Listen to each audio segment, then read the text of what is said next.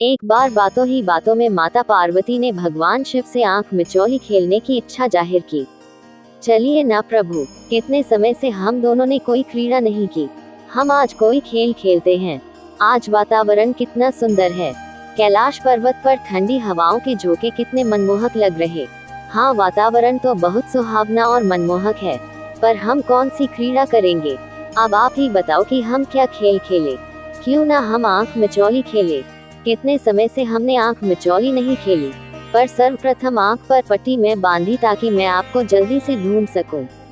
ठीक है देवी पार्वती, जैसी आपकी इच्छा। भगवान शिव ने मां पार्वती की आंखों पर पट्टी बांधी और उसके पश्चात उन दोनों ने आंख में चौली खेलना प्रारंभ किया। आओ पार्वती, मुझे ढूंढो, बताओ मैं कहाँ हूँ। बस कुछ देर रुकिए स्वामी, मैं आपको पकड़ कर ही दिखाऊंगी। मैं आपकी आवाज की दिशा में बढ़ रही हूँ। मैं तो इधर हूँ, तुम कहाँ ढूंढ रही हो?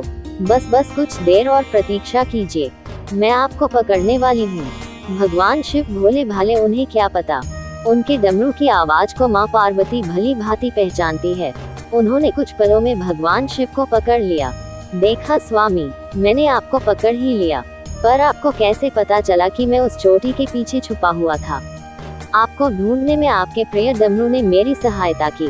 आपके डमरू की आवाज की दिशा में ही मैंने आपको ढूंढा और आपको पकड़ लिया। अब आप अपनी आंखों पर पट्टी बांधी, अब आपकी बारी है।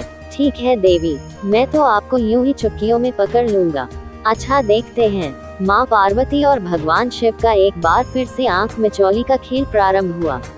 अब भगवान शिव की आंखों पर पट्टी बंधी थी और वह माँ पार्वती को ढूंढ रहे थे। माँ पार्वती बार बार भगवान शिव के पास आती, उन पर फूलों की वर्षा करती। भगवान शिव उन्हें पकड़ने की कोशिश करते तो वह फिर गायब हो जाती। प्रभु प्रभु, इस शोर यहाँ, मैं तो इधर हूँ, आप उधर कहाँ जा रहे हैं? देवी पार्वती को तो पकड़ना बहुत असंभव हो रहा है, अब क्या करूँ? खेल भी तो खेलना है। तभी भगवान शिव को बालक गणेश की आवाज सुनाई दी। गणेश पुत्र गणेश, जरा इधर तो आना। पिताश्री, आपकी आंखों पर पट्टी कैसे बंधी हुई है? तुम्हारी माता और मैं आंख मिचौली खेल रहे हैं, मेरी आंखों पर पट्टी बंधी है। मुझे तुम्हारी माता को ढूंढना है, तुम मेरी इसमें सहायता कर सकते हो? जरा देखकर तो बताओ, तुम्हारी माता किस दिशा में छुपी है? मैं उन्हें पकड़ लूंगा। पिताश्री, यदि मैंने आपकी सहायता की तो माता मुझसे नाराज हो जाएंगी, और वैसे भी ये तो खेल में छल हुआ ना, मैं आपकी इस छल में सहायता क्यों करूं? नहीं नहीं पिताश्री, मैं आपकी इस कार्य में कोई मदद नहीं कर सकता, ये खेल आपको स्वयं ही खेलना होगा। मैं जा रहा हूँ, कार्तिकेय भैया मेरी प्रतीक्षा कर रहे हैं, हम दोनों भ्रमण के लिए जा रहे हैं। अरे अरे पुत्र गणेश, सुनो तो, अब क्या करूँ? मैं पार्वती को कैसे ढूंढूं? तभी माता पार्वती शिवजी को आवाज लगाती हैं। क्या हुआ स्वामी? पुत्र गणेश ने आपकी सहायता नहीं की, मैं तो आपके समक्ष ही खड़ी हूँ।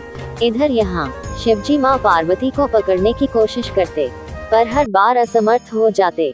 अरे प्रभु, यह मैं हूँ माता पार्वती, उधर है, आपने मुझे पकड़ लिया है।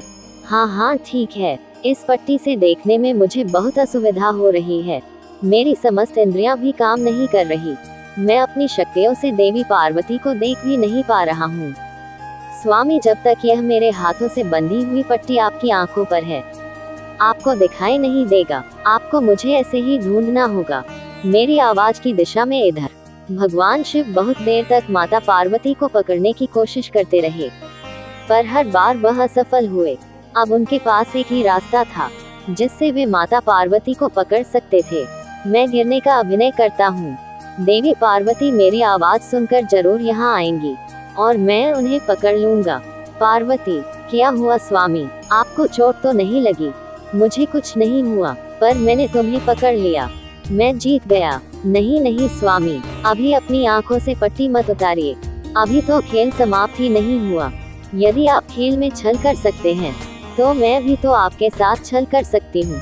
जिसे आपने पकड़ लिया वह मेरी माया थी, मैं तो यहाँ। माता पार्वती जानती थी कि भगवान शिव गिरने का नाटक कर रहे हैं, इसलिए उन्होंने अपनी शक्ति से अपनी हमशक्ल उत्पन्न की और खूब जोर से हंसी। कुछ देर तक यह आंख में चौली का खेल चलता रहा।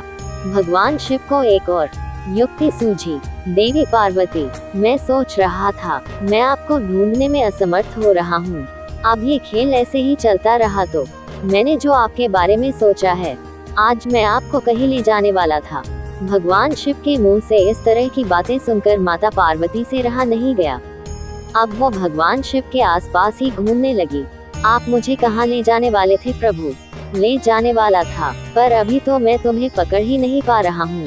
अब जब तक ये खेल समाप्त नहीं होगा, तब तक क्या ही फायदा ये बताने से कि हम आज कहाँ जाने वाले थे। बताएं ना प्रभु, मेरे मन में बहुत उत्सुकता हो रही है। हम कहाँ जाने वाले हैं? अब आप इतनी दूर दूर से मुझसे वार्तालाप करेगी तो मैं कैसे बता पाऊंगा? माँ पार्वती ये भूल चुकी थी कि अभी तो आंख में चौली का खेल चल रहा है। शिवजी ने उन्हें अपनी बातों में फंसा लिया और बस माँ पार्वती पकड़ ही गई। ये पकड़ लिया मैंने आपको। अच्छा, तो आप जानबूझकर मुझे बातों में उलझा रहे थे ताकि आप मुझे पकड़ सको। जाए प्रभु, मैं आपसे बात नहीं करूंगी। शिवजी ने अपनी आंखों से पट्टी उतारी। वे समझ गए थे कि पार्वती नाराज हो गई हैं। अब उनके पास माँ पार्वती को मनाने का एक ही रास्ता था। अच्छा ठीक है, तुम जीती मैं हारा। वैसे मैं सोच रहा था, क्यों ना आज हम स्वर्ग की सैर पर चले। बहुत दिनों से हम किसी भ्रमण पर नहीं गए। भ्रमण पर? ठीक है, तो मैं अभी तैयार होकर आती हूँ। बस महादेव और माता पार्वती के बीच सुलह हो गई और वे दोनों स्वर्ग के भ्रमण पर निकल जाते हैं। सच ही तो है, पति पत्नी का रिश्ता ऐसा ही होता है।